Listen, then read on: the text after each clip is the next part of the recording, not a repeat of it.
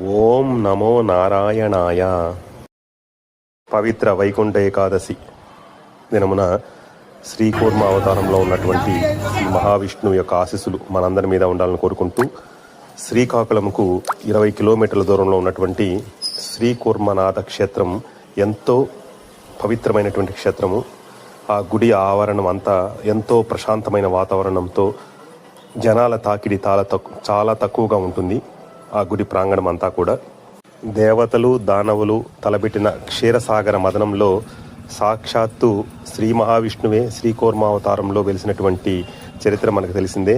ఆ శ్రీకూర్మావతారమే ఈ దేవాలయం యొక్క ప్రాముఖ్యత.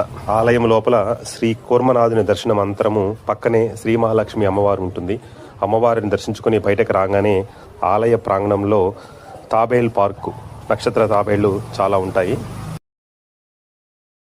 శ్రీ మహావిష్ణువే శ్రీ కూర్మనాథస్వామి రూపంలో వెలిసిన ప్రపంచంలో ఏకైక దేవాలయము ఈ గుడి యొక్క ప్రత్యేకత. పురాణాల ప్రకారము తాబేలును ప్రత్యక్షంగా చూసిన లేదా తాబేలు ప్రతిమను ఇంట్లో ఉంచి పూజించిన ఎంతో శుభము, ఎంతో మంచిదని మనకు పురాణాలు చెప్తాయి.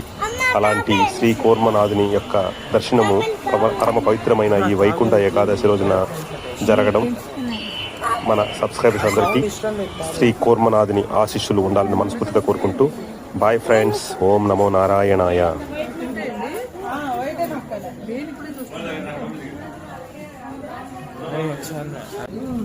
గోవిందా గోవిందా.